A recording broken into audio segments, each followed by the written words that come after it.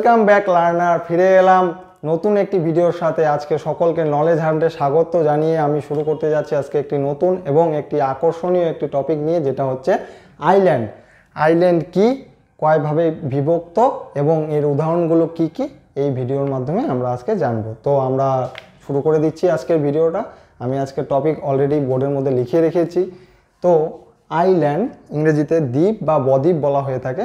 তো দ্বীপ বা বদ্বীপ কি, কাকে বলে এবং উদাহরণগুলো কি কি আছে, কয় ভাগে বিভক্ত, এগুলো আমরা জেনে নেব। তো প্রথমেই আইল্যান্ড কাকে বলে এটাকে আমরা জেনে নেব, বাংলার মাধ্যমেই জেনে নেব। তো আইল্যান্ড হচ্ছে সেটা হচ্ছে একটি জলের মাঝখানে, চারিদিকে জল দ্বারা আবর্তিত মাঝখানে যে স্থলভূমি, সেটাকে আমরা দ্বীপ বা বদ্বীপ বলে থাকতে পারি। এই দ্বীপ বা বদ্বীপ সমুদ্র, মহাসাগর এবং নদী কিনতে হতে পারে। তো আইল্যান্ড এমন নয় যে শুধুমাত্র সাগর বা মহাসাগরেই দেখা যেতে পারে, নদীতে ছোট বড় অনেক রকম বদ্বীপ বা ছোট দ্বীপ আকারে থাকতে পারে। সেটা অনেক বিভিন্ন কারণে হতে পারে, অনেক দিন ধরে হয়ে আসছে, সেগুলো কিছু পর্যালোচনা করে আমরা কারণগুলো জানব। যেমন সাধারণতভাবে বিচ্ছিন্নভাবে বিভিন্ন পলি দ্বারা বহুদিন ধরে সঞ্চয়ের কাজের ফলে, এছাড়া বিভিন্ন মহাজাগতিক মহাসামুদ্রিক যে সমস্ত পাতগুলো সঞ্চালনের ফলে বিভিন্ন কারণে কিন্তু হয়ে উঠতে পারে। তো আমরা প্রথমেই জেনে নেব আইল্যান্ডগুলি কয়টি এবং কি কি। তো আমি এখানে লিখে নিচ্ছি আইল্যান্ডগুলি কত ভাগে ভাগ করা যায়। প্রথমে টেকটনিক আইল্যান্ড, 2 নম্বর ভলক্যানিক আইল্যান্ড, 3 নম্বর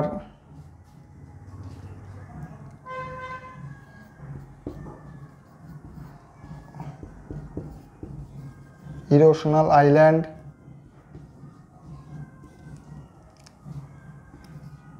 4 নম্বর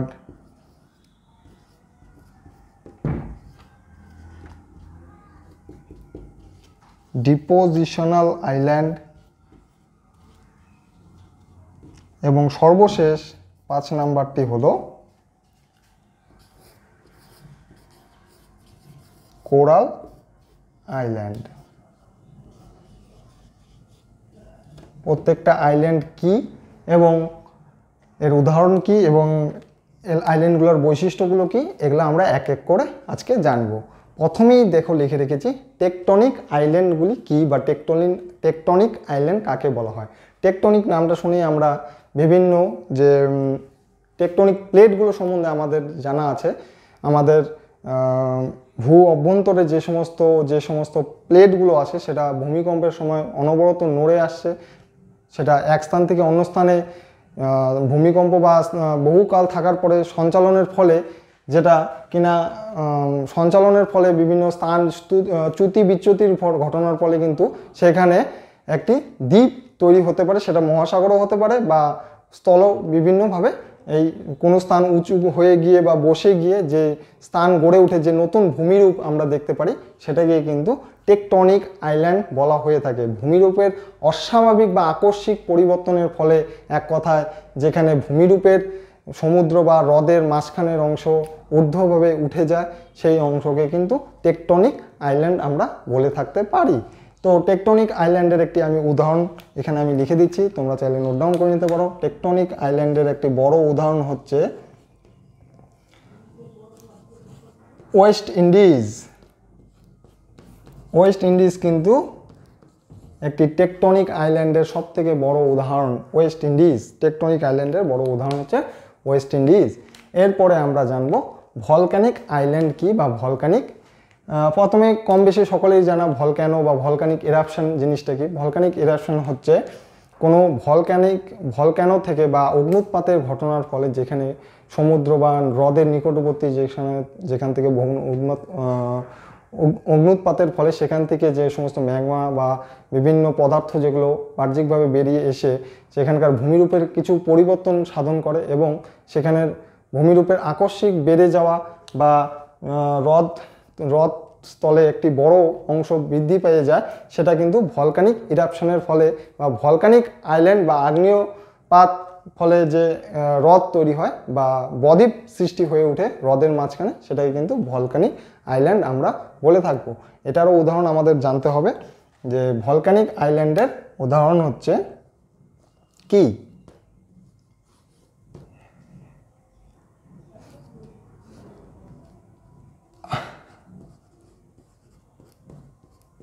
হাওয়াই আইল্যান্ড। হাওয়াই আইল্যান্ড হচ্ছে ভলকানিক আইল্যান্ডের একটি উদাহরণ। এরপরে আমরা জানব তৃতীয় নাম্বার, ইরোশনাল আইল্যান্ড কি?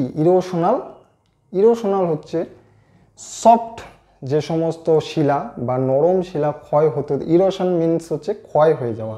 ইরোশন এই কথাটাই আমাদের জানতে হবে। ইরোশন মানে হচ্ছে কোনো স্থান কিছু ক্ষয়ে যাওয়া বা ক্ষয়িষ্ণু কোনো কিছু বোঝাতে।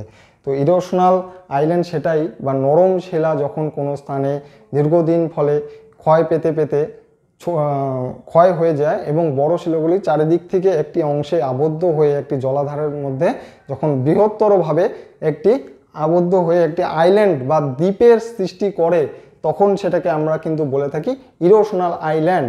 তো ইরোশনাল আইল্যান্ডের একটি উদাহরণ কি হতে পারে আমরা এটা জেনে নেব।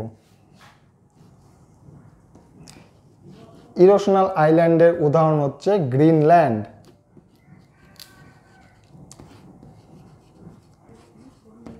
গ্রিনল্যান্ড কিন্তু এই ক্ষয়জাত বদ্বীপের সবথেকে বড় উদাহরণ হচ্ছে গ্রিনল্যান্ড।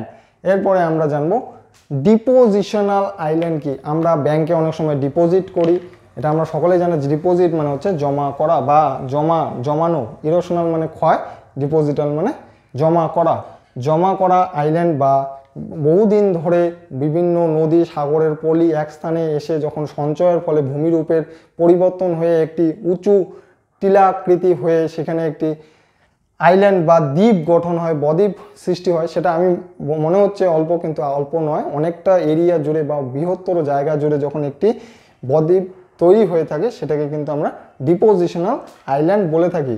ডিপোজিশনাল আইল্যান্ড হতে পারে বিভিন্ন, আমাদের ডিপোজিশনাল আইল্যান্ড আমরা লক্ষ্য করে থাকি।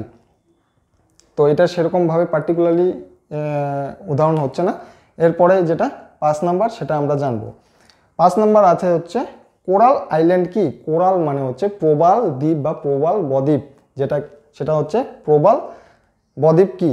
বহুদিন প্রবাল কিন্তু এক ধরনের কীট, সেটা সমুদ্রে বা বড় সাগরের মধ্যে তারা ধীরে ধীরে পুঞ্জীভূত হতে সাগরের নিচে জমতে তারা যখন একটি দ্বীপ আকারে একটি চূড়ার মতো অনেকখানি জায়গা জুড়ে অবস্থান করে, সেটাই কিন্তু আমরা কোরাল বা প্রবাল দ্বীপ হিসেবে জানতে পারি। এটা আমাদের খুবই উল্লেখযোগ্য, এটা আমরা সকলেই জানা, সেটা আমরা জানি।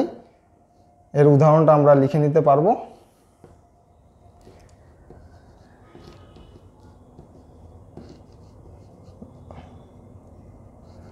Lakshadweep and Maldives.